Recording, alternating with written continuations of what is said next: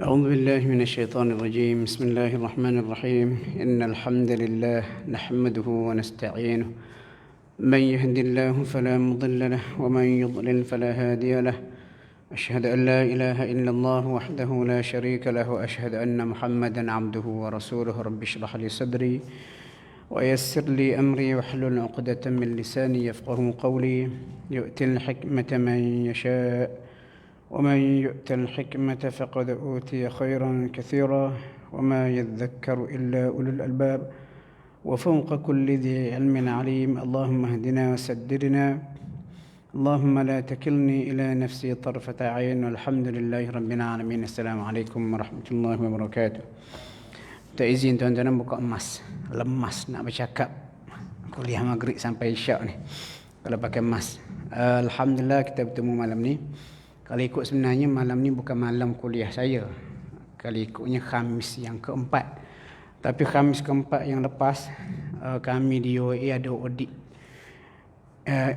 External audit SIRIM. Jadi boleh bayangkan tekanan dia tu dah berapa hari sebelum audit tu. Dan hari Khamis minggu lepas audit tu berlangsung pagi sampai ke petang. Jadi balik tak larat dah.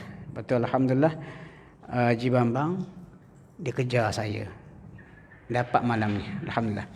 Dan saya pun fikir juga sebab kuliah saya di surau ni Khamis 2, 3, 4. Lepas tu Khamis kedua dan ketiga kita bawa tafsir.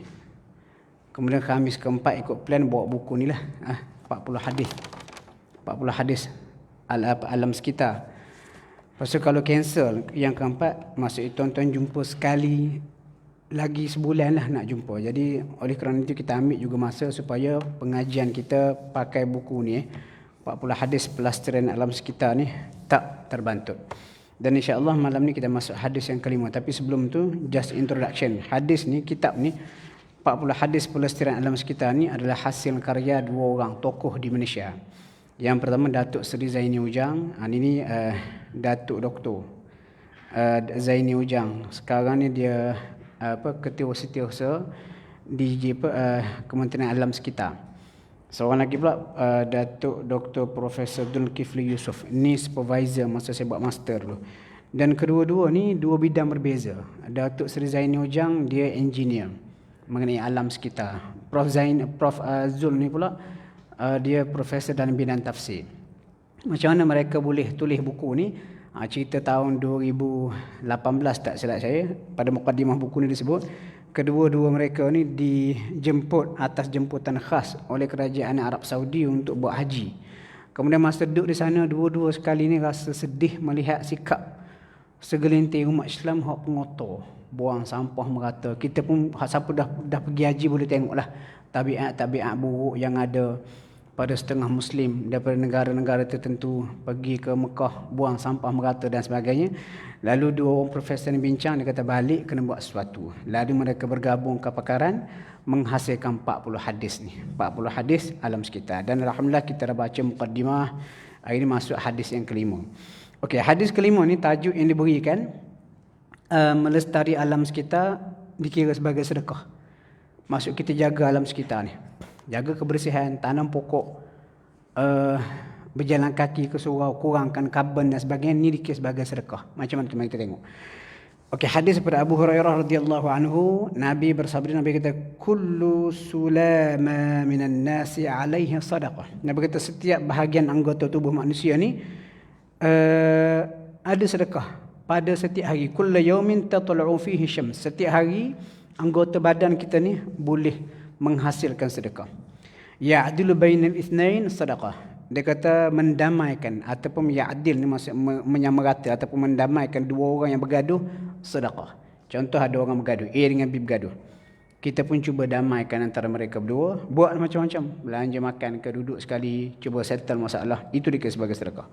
Lepas tu dia kata wa yu'inu ar-rajula 'ala dabbatihi fayahmilu 'alayha aw yarfa'u 'alayha mata'ahu sadaqah. Kamu tolong seorang naik tunggangan. Ini sebab konteks hadis ni Nabi sebut macam ni pada zaman dia lah. Kalau kita buat pada zaman kita boleh juga. Contohnya ada orang nak naik kereta ke, susah, orang sakit ke, kita tolong buka pintu, ambil barang dia dan sebagainya. Dia kata membantu seorang tu menaiki tunggangan ataupun angkat barang ke atas tunggangnya adalah sedekah. Lepas tu Nabi kata lagi, wal kalimatu thayyibatu sadaqah, dan kata-kata yang baik adalah sedekah. Wa kullu khatwatin yakhtuha ila salati sadaqah, setiap langkah yang diambil pergi ke masjid untuk solat dikira sedekah. Wa yumitul adha 'anil tariq sadaqah, dan membuang gangguan di laluan perjalanan manusia adalah sedekah. Contoh kita berjalan ada sampah ke, ada kayu ke. Hadis ni hadis riwayat Sahih Muslim. Okey. Biasanya bila sebut sedekah, kita duk ingat sedekah ni duit. Duit bagi kepada orang yang susah. Tetapi tengok pada hadis ni, Nabi meluaskan makna sedekah tu. Cuma dia kata di sini, kalau tengok biasanya, sedekah ni kita kata kita beri kepada orang yang memerlukan. Kita ada lebih sikit, kita bagi pada orang yang memerlukan. Dan definisi itu nampaknya lebih sempit. Jadi dalam hadis ini Nabi nak cerita, sedekah ni luas seluas-luasnya, boleh dilakukan oleh semua orang, sama ada yang berharta ataupun tidak berharta. Okey. Dia kata sedekah ni, dia konsep sedekah ni kata dalam Islam meliputi pelbagai nilai, amalan dan juga manfaat berbeza.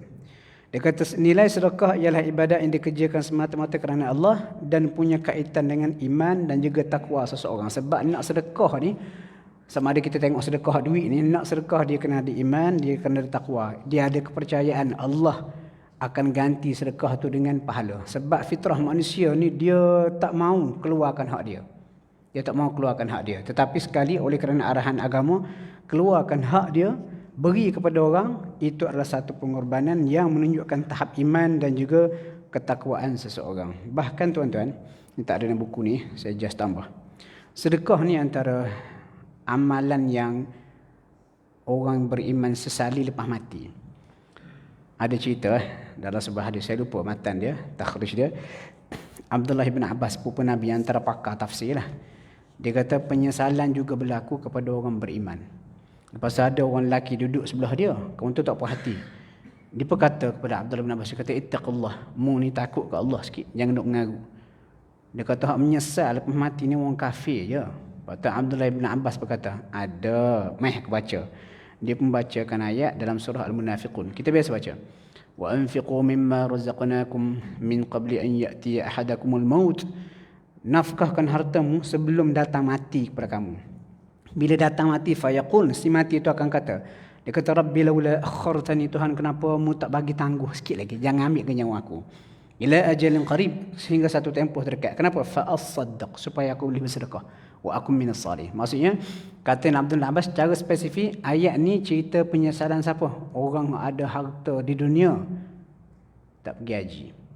Orang ada harta di dunia, tapi tak sedekah. Maksud ia adalah satu sesalan lepas kita mati. Jadi kalau boleh, daripada sekarang kita niat kita nak bersedekah.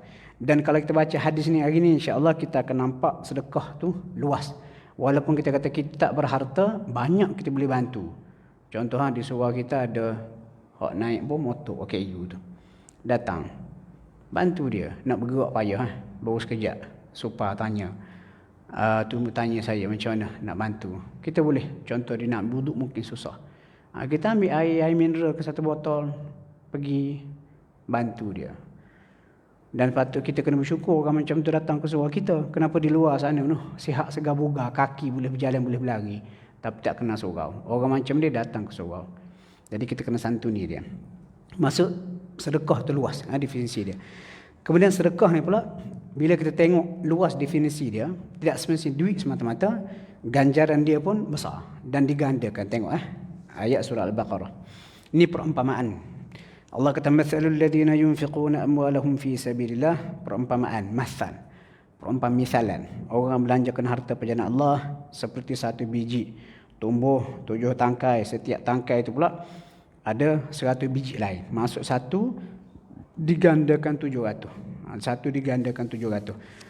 Mungkin sebelum ni kita ingat duit RM1 tu, kita sedekah, RM10 sedekah, dia akan jadi 700, 7,000. Lepas ni kita boleh luaskan. Kita bantu orang, contoh angkat barang orang, betulkan selipar orang ke, niat lillahi ta'ala, pahala tu boleh pergi sampai ratusan ataupun ribuan. Itu kita luaskan skop tu.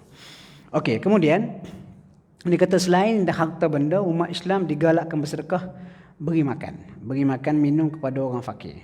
Sebab apa dalam surah Al-Insan Allah Ta'ala sebut Allah kata yut'imuna at-ta'am, antara sifat orang beriman ni memberi makan ala hubbihi, makan yang hak dihajati ataupun disukai. Dia suka makan benda ni. Miskina, kepada orang miskin, wa yatima, dan juga anak yatim, wa asir tawanan. Okey, ayat ni tuan-tuan, antara sudut luas kita bagi makan kepada asir tawanan ni, kita kata sekarang ni mana ada tawanan perang dah. Ada tuan-tuan. Ingat hari tu saya pergi ke Penang. Pergi ke Penang ada program. Yang anjur program tu Hospital Seberang-Jaya. Timbalan pengarah Hospital Seberang-Jaya tu Dr. Mazan, kawan saya lah. Dia terlibat dengan NGO. NGO dia tu NGO kecil-kecil lah, tapi hantar bantuan ke Palestin. Dia kata, Ustaz, Palestin ni dia kata asir tawanan perang. Sebab apa? Dia memang dikepung. Nak keluar tak boleh, bantuan masuk pun tak boleh. Jadi kita bila kita nak bantu, kita kata Palestin, kita ingat ni ayat ni sesuai. Dia kata, dia baca ayat ni ke saya, dia bagi tazkirah ke saya. Saya kata, oh, kadang-kadang kita tak nampak sudut-sudut tu. Dan Dr. Mazan masa cerita 2-3 tahun lepas masa jumpa, dia kata dia NGO dia buat apa tahu tak? Kutip duit, hantar ke sana, di sana dia asyik ada kilang roti untuk bagi makan kepada orang Palestin.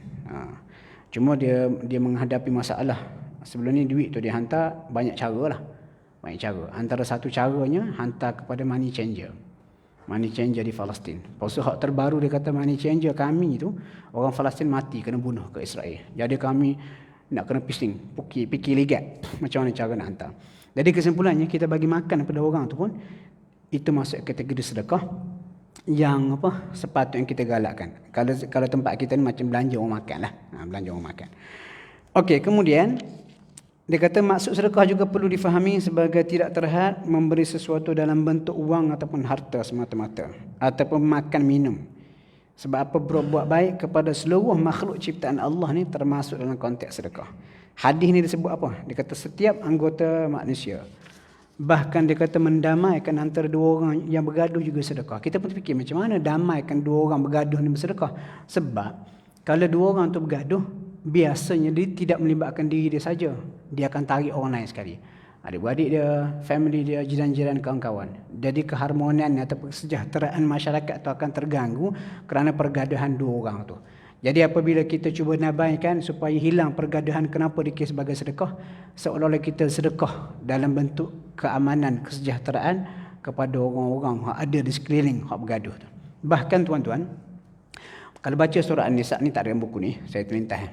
Dalam surah An-Nisa, Allah Ta'ala sebut mengenai bisik. Bisik-bisik ni biasanya tak bagus. Tetapi dalam 3 perkara, bisik dibenarkan. Allah kata apa? La khaira fi kathirin min najwahum. Dia kata tidak ada kebaikan pada kebanyakan bisik-bisik kamu. Illa melainkan 3. Illa man amara bisadaqatin. Bisik kerana kita nak suruh orang bersedekah. Kenapa bisik? Nak mengelakkan daripada riak, takabur, sombong. Sebab sedekah ni sembunyi itu yang terbaik. Kemudian illa man amara bisadaqatin au ma'rufin, ataupun bisik untuk buat benda baik. Sama juga supaya tidak riak. Last sekali, au islahim bainan nas, ataupun untuk damaikan antara manusia. Contoh kita tengok A dengan B bergaduh. Isu pergaduhan tu kita kata ada kesilapan ataupun banyak yang salah faham. Jadi kita cuba nak damaikan antara dua orang tu, kita pun bincang sesama kita. Kawan-kawan rapat je, kita bisiklah. Tak bincang terang-terang. Kalau tak nampaklah plan. Kita kata macam mana kita nak buat supaya dua orang ni berdamai. Okey, kita pun plan. Okey, kita tahu dua orang ni suka lepok mamak contohnya, takwa ke, barakat ke. Jadi aku bawa hak ni, mau bawa hak tu, kita buat bertemu contohnya. Kita plan lagu tu. Sebab apa? Kita nak damaikan antara tu. Dan benda ni walaupun kita kata bisik tu, najwa tu tak berapa nak bagus, tapi dalam 3 tadi tu, Allah Ta'ala sebut ini tak jadi masalah sebab kita nak damaikan antara dua orang. Sebab apa? Bila kita damaikan antara dua orang bergaduh ni, sebenarnya dia kata telah menjamin kehidupan sejahtera dalam sebuah masyarakat, dan itu juga sejenis sedekah. Okey, kemudian seterusnya dia kata selain itu hadis juga sebut mengenai fungsi anggota badan kita boleh bersedekah. Contohnya bantu orang naik tunggangan, angkat barang, tunggangan dan sebagainya. Hak ni kalau kita faham lebih konteks lebih besar, dia kata seperti memudahkan jiran tetangga angkat plastik sampah. Contoh, Ataupun dia kata membersihkan kawasan kejiranan secara plogging. Plogging ni nota kaki dia kata rupanya plogging ni berjalan kutip sampah. Macam Luqman buat hari tu Tapi buat dia kali letih. Sebab apa penuh sampah kutip. Nak cerita buruknya perangai setengah orang kita. Plogging. Berjalan ikut taman bawa plastik kutip sampah. Kutip sampah. Itu pun masuk kategori seperti yang ditafsirkan. Hadis ni kata membantu seorang naik tangga, masuk bantu orang lain. Okey. Dan dia kata plogging ni budaya ni berasal daripada budaya Sweden. Orang Sweden buat dulu. Orang Sweden buat. Lepas tu diikut oleh tempat-tempat lain. Kemudian lagi contoh tolak kursi roda pesakit. Ni masuk kategori hak Nabi kata bantu orang angkat barang tu. Nabi cerita satu contoh tapi prinsipnya tolong orang lah. Dia kata ini pun masuk kategori sedekah. Jadi kalau kita bayang, kita tengok di mana pun tengok orang susah, kita pergi bantu. Jangan ingat sekadar bantu. Kita ingat ini sedekah aku, mudah-mudahan Allah Ta'ala bagi ganjaran pahala kepada aku. Satu digandakan 700 sehinggalah infinity. Okey, hadis ni juga sebut beberapa bahagian. Yang seterusnya Nabi kata al-kalimatu wal kalimatu thayyibatu sadaqah. Kata-kata yang baik pun adalah sedekah. Dan bila sebut kata-kata baik tuan-tuan, kadang-kadang kata-kata baik lebih baik daripada sedekah. Lepas tu contoh kalau kita buka surah Al-Baqarah. Tuan-tuan, kalau tuan-tuan orang jemput suruh bagi tazkirah lah pasal sedekah, mudah. Ambil surah Al-Baqarah juzuk 3 tu. Daripada ayat 260 sampailah kepada ayat 271-72. Ayat-ayat yang cerita mengenai sedekah. Banyak isu-isu sedekah. Dan antara satu daripada sedekahnya, Allah Ta'ala sebut sifat orang beriman yang bersedekah ni mereka tidak menyakiti orang hak dia sedekah. Cara dia sakiti tu macam mana? Dibagi sedekah, dihina. Ataupun kemudian hari dia ungkit balik. Lalu Allah Ta'ala pun sebut dalam ayat 263, Allah kata apa? Qaulun ma'rufun wa maghfiratun khairun min sadaqatin yatba'uha adha. Nabi kata qaulun ma'ruf, kata-kata yang baik. Dan juga maghfirah, kita mohon pengampunan, kita minta ampun pada Allah kan? Itu lebih baik daripada sedekah yang diikuti dengan adha, sesuatu yang menyakitkan hati si penerima sedekah. Cuma orang bincanglah tuan-tuan adha dalam bersedekah ni luas. Cuma hari tu pernah riuh sekali sedekah je ambil gambar. Ambil gambar. Bagi sedekah ambil gambar. Lepas tu gambar tu kita pun ambil share dalam Facebook satu dunia. Kalau kita lah kena macam tu, kita ditakdirkan Tuhan susah masa PKP, memang susah-susah sungguh. Lepas tu orang surau aku atau kawan kita pun datang, dengan cerita awak tengah susah, kamu tengok bendera putih naik dah, nak hantar bantuan. Tapi sebab apa kita ada tanggungjawab kepada para penderma, nak kena buat bukti. Boleh tak nak ambil gambar? Lepas tu kita, katakanlah saya berada dalam posisi tu, saya tak mahu. Saya sedang susah ni, muka saya dipaparkan, satu dunia boleh nampak. Jadi sebab tu tuan-tuan, kita kena ada sensitivity. Katakanlah terpaksa, kita kata saya kena ambil gambar untuk meyakinkan penderma, maksud duit ni betul-betul disampaikan kepada orang yang memerlukan. Kalau perlu juga ambil gambar, mula-mula sekali minta izin dulu. Kalau si penerima sedekah tu tak sedia, jangan ambil gambar. Ataupun dia macam dah terpaksa sebab nak comply dengan syarat penderma ni, tak apalah ambil gambar. Tapi kalau boleh, pihak kita kaburkan muka dia. Sebab satu segi benda tu aib untuk dia, walaupun kebajikan kita nak buat, tapi aib untuk dia. Dan itu masuk kategori adha tadi tu. Masuk kategori adha. Sehingga tuan-tuan ada satu term. Kawan-kawan nak kerja pusat zakat ada seorang tu Ustaz Furqan. Ustaz Furqan hari tu pernah kawan-kawan kita, jemaah surau kita ni ada masalah Ustaz Furqan dengan 2-3 orang lagi bantu, alhamdulillah. Dia orang pusat zakat ni, ingat hari tu bila kes ada bila seorang tu bagi derma, dia pun tunjuk video, tunjuk gambar, orang pakat puji, orang kutuk pusat zakat. Dan rupanya pusat zakat ataupun NGO yang beri bantuan dan mereka tak terlalu publicity kan benda tu, dia ada etika yang mereka ikut. Antaranya apa disebut oleh ayat Quran tadi tu, adha. Dan Ustaz Furqan tu dia pernah tulis, bila isu tu tengah panas gitu, dia tulis rupanya ada satu term digunakan oleh pihak-pihak NGO ke apa hak duk buat kerja macam ni, panggil apa? Dipanggil lucuh sikitlah, poverty pornography. Poverty pornography. Gitulah bukan term dia. Maksud dia apa? Pornografi kemiskinan. Maksud bila nak kutip derma, nak kutip dana, nak supaya orang menderma tu ada rasa kesian, ambil gambar orang miskin ni tengah duk makan sampah. Dia orang oleh lalat.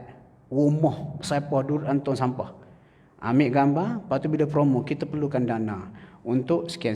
Kita pun show gambar tu. Walaupun gambar tu kita kata menggairahkan untuk orang bantu, tetapi orang hak dijadikan bahan konten ataupun bahan untuk raih simpati itu, secara tak langsung maruah dia sudah tercela. Lepas tu idea kaburkan muka tu perlu. Lepas tu tuan-tuan, sekarang ni saya nak baca sebuah buku. Buku ni Masya Allah tebal, dekat 400 muka surat. Terjemahan, dah ada English. Ni international bestseller. Tajuk buku tu apa? Leaving Microsoft to Change the World. Cerita seorang eksekutif Microsoft. Microsoft ni antara company besar lah. Dia punya CEO ataupun founder dia orang paling kaya di dunia, Bill Gates. Lepas tu staff dia ni seorang nama dia John Wood. John Wood ni dia kerja dengan Microsoft ni jawatan tinggi lah. Dia station, dia orang US, dia orang Colorado, dia station di Sydney, Australia. Tapi oleh kerana jawatan dia tu besar, tinggi, seminggu dia travel 7 negara. Pergi tengok semua sekali, bincang pasal sale lah. Dia kerja tak ada dia seolah-olah kita kata tak ada kehidupan. Satu hari ada kawan dicadangkan dia supaya supaya sertai satu program pelancongan backpackers pergi ke Nepal. Pergi ke Nepal, duduk di kita kata kawasan pergunungan Himalaya. Lepas tu dia pun dah nak release tension ni, dia pun jadi dah backpackers 2 minggu. Pergi ke kawasan Himalaya tu, dia pun jumpa macam-macam orang dan dia tengok di situ betapa kanak-kanak ataupun sekolah-sekolah terlalu daif. Ramai hak tak sekolah buta huruf sebab tak ada peluang untuk bersekolah. Lepas tu dia pun ikut ada seorang orang Nepal tu. Dia ni nama Pasupati. Pasupati ni dia pegawai kerajaan pendidikan tapi gaji tak ada. Kerja dia diamanahkan oleh kerajaan Nepal untuk membiayai 7 buah sekolah dekat area tu, kawasan tu. Dan nak pergi dekat sekolah tu pun dia kena berjalan berbatu-batu. Dia pun ikut kawan tu. Sampai ada sebuah sekolah. Kata sekolah tu kecil ya. Satu kelas tu kecil, 70 orang. Nak kena bersesak masuk dalam tu. Dia pun tengok, dia terkejut. Dia pun tanya. Sebab dia ni, John Wood ni, dia suka membaca. Dia kata budak-budak ni sekolah ni ramai. Lepas tu dia kata ada library. Lepas tu katanya guru saya ada kat atas. Dia pun tunjuk naik kat atas. Library kecil. Tapi library tu kosong, tak ada buku. Ada almari sebiji. Almari dikunci. Dia kata kenapa kunci? Dalamnya ada benda berharga. Buka, ada buku. Buku mengarut lah. Sebab apa? Pengembara backpackers kawasan tu, sehingga sekolah ni tengok kesian, ada buku dalam beg saya. Tapi buku-buku mengarut. Buku tak sesuai untuk budak sekolah rendah. Bagi. Lepas tu John Wood ringkas cerita, benda ni menghantui dia. Sebab dia kata dia dapat jawatan, dia dapat kerja, dia agak berada lah. Dapat kerja bagus kerana pendidikan. Tapi orang tempat ni tak ada peluang untuk dapat pendidikan. Ringkas cerita dia berhenti kerja. Berhenti kerja, dia start NGO dia, Room to Read. Kalau tuan-tuan pergi ke internet, klik cari Room to Read. Lepas tu daripada Room to Read ada satu lagi pecahan dia, Room to Grow. Ruang untuk membaca. Dia buat NGO dia ni, buka cawangan seluruh dunia. Dan dia telah membantu beribu lah kanak-kanak. Lepas tu dia buat Room to Grow ni, dia buat beasiswa khas untuk bagi beasiswa pengajian kepada budak perempuan.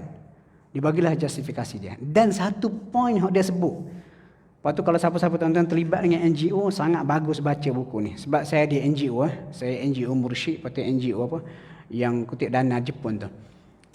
Dia beri cara-cara untuk kutip dana pengurusan. Dan satu daripada apa yang dia sebut dalam buku dia, dia tak gemar guna jadikan orang miskin tu sebagai bahan, ambil gambar dua orang lalat tengah makan sampah, lepas tu tayang gambar tu semasa kutipan dana. Dia kata tak kena. Itu tak kena dengan etika sebab memalukan si miskin. Bila saya baca, saya kata, oh subhanallah. Tu tarunan Muslim tu, dia nampak benda macam tu. Lepas tu dia kata, apa salahnya kalau kita guna sudut-sudut lain? Contoh dia guna approach, dia tunjuk budak perempuan tengah menulis, dapat beasiswa dan sebagainya. Buku ni sangat bagus. Jadi balik pada hak kita ni. Jadi qaulun ma'ruf ataupun al-kalimatut thayyibah, kata-kata ungkapan yang baik tu dikira sebagai sedekah juga. Dan kata-kata yang baik, yang paling tinggi nilai dia, pengarang kitab ni kata adalah berkata-kata baik kepada ibu bapa. Kenapa sebut ibu bapa tu? Jadi bila kita tengok ayat ni sekarang ni, kita dah nampak sudut lebih besar. Kadang-kadang mak ayah kita ni bila dah meningkat usia tua, dia dah ada perangai nyanyuk, dia banyak lupa, lepas tu banyak kerenah-kerenah dia. Kita terpaksa menguruskan mak ayah kita ni, kita jadi hilang sabar. Kita pun jerkah dia. Bila orang tegur, kenapa mu jerkah mak kamu tu? Sebab dia tak dengar. Walaupun tak dengar, kita tak sepatutnya jerkah. Mungkin kita boleh pergi dekat, cakap kuat, jangan sampai menengking. Sebab apa dia bawa ayat ni?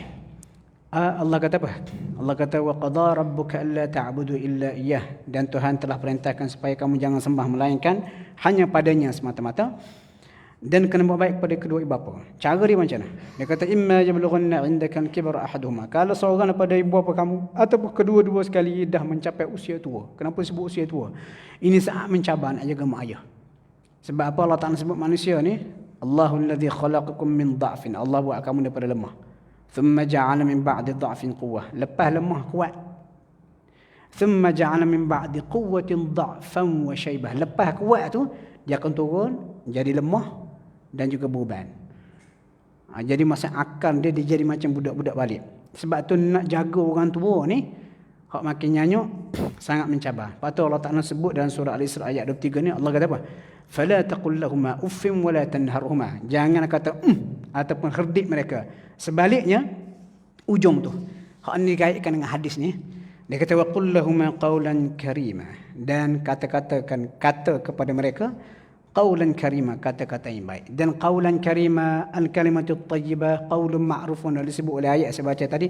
Boleh kita katakan ini antara contoh sedekah kita tak sedar. Jadi lepas ni kata kita nak kena jaga mak ayah ke, ataupun kita berhadapan dengan orang hak mungkin ada perangai-perangai sikit ke, kita gunakan kata-kata yang baik. Kita sabar lebih sikit. Kenapa dah itu dikira sebagai sedekah untuk orang ni. Satu lagi sebab apa tuan-tuan? Kata-kata ni dia nampak simple, tapi dengan kata-kata ni kita boleh menyebabkan orang jadi manusia terbaik. Dan dengan kata-kata pun juga tak kena cara boleh menyebabkan orang tu sakit sampai ke tua. Ada satu kisah. Buku ni saya baca, tajuk dia Aku Dijangkiti Kehidupan. Buku ni buku orang sakit jiwa, psikiatris. Dan hak tulis buku ni, penerbit buku ni dia doktor. Lepas tu dia fokus buku ni, dia ambil psikiatris, pakar sakit jiwa bersama dengan pesakit. Maksud dia buat banyak chapter. Satu chapter dia buat pengakuan kisah orang yang sakit mental, macam mana dia boleh sakit. Lepas tu doktor pun akan ulas, ada chapter berikutnya. Banyaklah. Lepas tu saya tertarik ada sebuah kisah ni, nama budak ni saya tak sebut nama dah. Budak ni sekarang umur dia dalam dekat-dekat 30. Sampai sekarang budak ni menderita kita kata tak ada anak dia kahwin, dan isteri dia pun ada masalah. Bila baca kisah dia, kenapa dia dapat sakit mental ni? Sebab dia selalu dihina, dibuli, diejek masa kecil. Duduk dalam family, mak ayah dia cakap kasar dengan dia. Pakcik, makcik tengok dia pelekeh ke dia. Sehingga dia hilang keyakinan diri. Makin tua. Tapi kalau ikut cerita dia hak asal, dia kata dia ingat masa kecil dulu dia budak yang sangat gembira lah, macam average. Lepas tu bila pindah sekolah baru, mula-mula dia jadi meletup tu. Sebab apa? Masa tu dia darjah 2, dia kata duduk beratur dekat kafe, dekat kantin sekolah. Beratur untuk beli makanan. Dia darjah 2. Budak darjah 6 pergi dekat dia, tarik seluar. Bogelkan di depan orang ramai satu kantin. Lepas tu semua pakak ketawakan dia. Dan lepas tu budak darjah 6 asyik dia bully dia. Bully dia. Dia pun jadi macam apa, tak tahan lah. Dia mengadu ke cikgu. Cikgu tak peduli. Cikgu macam tak ambil pot. Jadi dia macam dah makin lama bengkok dalam ni. Dia ceritakan mak ayah tak peduli. Lepas tu lama-kelamaan dia kalau baca kisah dia tu, dia naik darjah 6, dia bully orang lain pula. Lepas tu kemuncak dia, bila duduk di rumah, dia selalu bully adik dia, mak ayah dia pun marah dia. Macam-macam lah.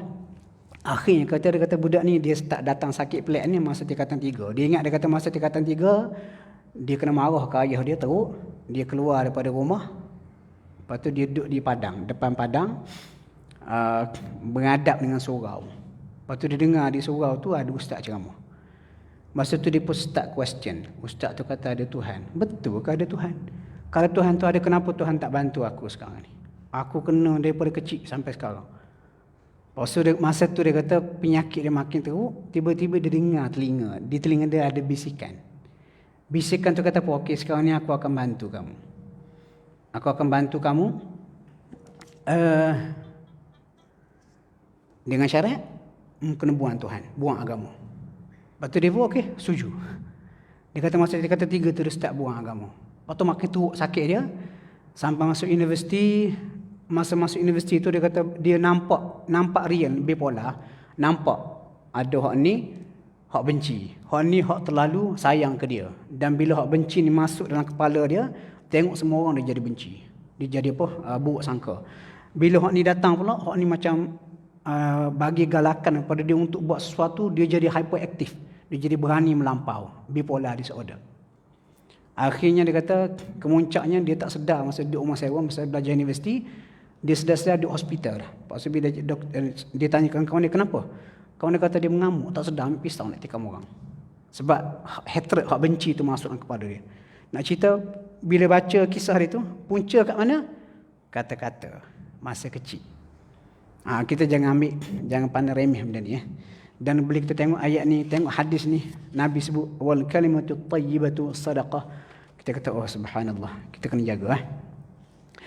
Okey, kemudian seterusnya hadis ni sebut, dia kata wa kullu khatwatin yakhtuha ila salati sadaqah. Dan setiap langkah kita berjalan ke masjid ke surau pun dikira sebagai sedekah. Kenapa? Dalam hadis sebelum ni sebut dah, bila berjalan kaki ni satu, kenapa nampak sudut sedekah tu? Bila kita berjalan kaki, kita tak gunakan kenderaan, kita tidak melepaskan karbon. Naik motor ke, naik kereta tu lepas karbon. Karbon tu naik ke atas, dia akan menghakis ozon dan menyebabkan pencemaran. Lepas tu Nabi suruh berjalan. Ni payah juga ni, saya pun naik motor datang surau ni. Okey, kemudian yang terakhir sekali, konsep sedekah yang merangkumi amalan yang disebut, dia kata membuang gangguan pada laluan manusia. Ini macam kita berjalan, buang duri, paku dan sebagainya. Lepas tu antara contoh dia kata membuang gangguan ni, gangguan lalu lintas. Bayangkan kalau tak ada traffic light macam mana tuan-tuan? Tak ada traffic light, aksiden mungkin berlaku. Hak tak dapat peluang, contoh kita nak keluar main road tu, tak ada traffic light, payah nak pergi tempat kerja, tak nak bajet. Lepas tu tiba-tiba ada seorang inventor buat projek traffic light. Kalau katakanlah hak buat traffic light tu Muslim, berapa banyak pahala dia dapat, memudahkan kerja orang. Dan sepatutnya tuan-tuan bila kita baca hadis-hadis macam ni, kita orang Islam kena kreatif nak buat sesuatu supaya kita boleh buat apa hak Nabi sebut ni, mengikut sudut-sudut yang lebih besar. Contoh sekarang ni kita ada projek, saya ada projek di UAE, tapi projek ni payah nak jalan lah sebab buat kerja sukarela. Cerita dia, tapi projek ni ada progress. UAE sekarang ni dia duk buat projek sejahtera. Apa tu, rektor UAE ni, Prof Zul ni, bila masuk UAE dia perkenal kenapa dia buat satu konsep sangat bagus, dipanggil SDG, Sustainable Development Goals. Ni projek SDG ni dia ada 17 matlamat. Dan bila rektor masuk, dia bawa 17 matlamat disepakati oleh United Nations ni untuk jadikan dunia ni lebih baik. Antara contohnya zero hunger. Ada kata SDG ketiga. Lepas tu apa lagi cerita apa, banyaklah dalam konsep 17 tu. Lepas tu bila sebut satu zero hunger. Lepas tu saya dah baca hadis. Ada sebuah hadis ni panggil hadis salam. Nabi seawal Nabi tiba ke Madinah, Abdullah bin Salam, orang Yahudi, ulama Yahudi lah, antara sahabat Nabi yang kita kata yang utama, dia pergi tengok Nabi tengah duk berucap. Dan dia kata aku tengok pada muka Nabi masa itu bukan muka seorang pendusta. Lepas tu Nabi sebut 4 perkara. Dia kata ayyuhan nas ifshis salam, sebarkan salam. At'imut ta'am, wasilul arham, wasallu bil lail wan nasu niyam. 4. Atau kama qala. Nabi kata wahai sekalian manusia, sebarkan salam. Jumpa orang, assalamualaikum, assalamualaikum, assalamualaikum. Sebarkan salam. Salah betul lah, bukan Assalamualaikum. Bukan kita Assalamualaikum. Yang kedua, Nabi kata hubung silaturahim. Yang ketiga, bagi makan. At'imut ta'am, bagi orang makan. Kemudian yang keempat, Nabi kata solat ketika orang tengah tidur, solat malam. Dalam empat ni, saya duk nampak mengenai apa? Bagi makan tu. Lepas tu, bagi makan memang berlaku dah dalam UAE ataupun di mana-mana tempat. Lepas tu saya fikir, why not kita digitalize kan projek bagi makan dengan cara saya pun bincang dengan lecturer daripada kuliah KICT. Tanya dia, boleh tak entum buat satu application hak kita boleh pakai dalam UAE untuk bagi makan ke student. Contoh, kita buat apps ni, siapa hak nak terlibat apps ni, dia akan ada dua hala. Satu untuk derma makan, satu lagi untuk student claim makan. Lepas tu bila bincang-bincang, ada bahagian student affairs division masuk sekali dalam grup ni. Dia kata okey, sekarang ni kita memang dah bagi makan kepada student ni B40 lah. Tapi cara kita bagi makan tu, kita keluarkan kupon. Kupon tu kita print dengan satu syarikat di luar. Lepas tu kita bagi kupon kepada student. Student boleh ambil kupon tu, contoh seminggu dia boleh ambil untuk 5 hari sekali makan. Sekali makan tu harga contoh RM5. Jadi student dia ambil kupon ni, dia pergi mana-mana kafe di dalam UAE, dia tunjuk kupon tu, jadi makan free. Lepas tu saya kata, why not idea tu kita digitalize, kita buat apps. Lepas tu bila bincang-bincang, ada lecturer KICT ni kata, ustaz, ada seorang student saya, budak final year, dia pernah buat apps seperti ini. Jadi panggil dia meeting. Lepas tu jadi idea dia macam mana? Idea dia, apps ni nanti, bila katalah staff UAE nak pakai apps ni, dia kena install, masuk dalam telefon. Lepas tu cukup bulan ke, ataupun dia pergi ke kafe, ataupun cukup bulan dia boleh buat potongan. Ataupun dia rasa hari tu dia baik sikit, nak sedekah. Aku nak sedekah lah kepada student untuk makan. Buka apps ni, masuk sedekah RM10. Lalu masuk dalam apps tu, pergi ke kita kata Bendahari UAE. Jadi satu pool. Tapi adalah digital dia account semua sekali. Jadi student-student ni tak payah lagi dah nak kena pergi ke stat, ambil kupon beratur, tulis nama. Dia ada apps ni, dia pelajar B40, dia ada QR code dalam tu. Dia pergi mana-mana kafe, dia just scan, lepas tu dia boleh makan. Jadi benda ni nak dikembangkan. Lepas tu bila kita bincang, pihak stat UAE itu dia kata, ustaz, rupanya KPT memang nak buat apps ni. Jadi kita kata baguslah dialu-alukan.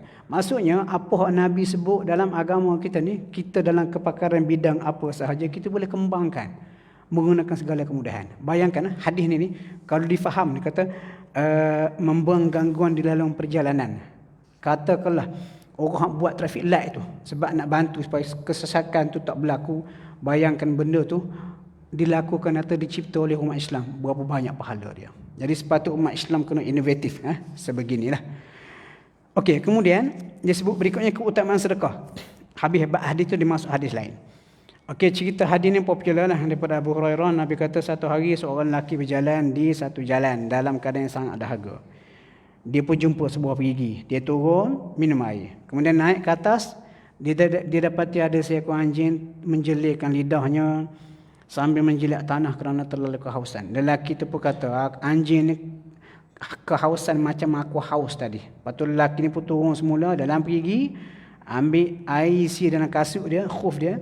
Dia pun naik atas, dia pun bagi pada anjing. Berikutnya itu, Allah Ta'ala pun redha dengan dia. Allah pun ampunkan dosa dia. Sahabat Nabi pun tanya.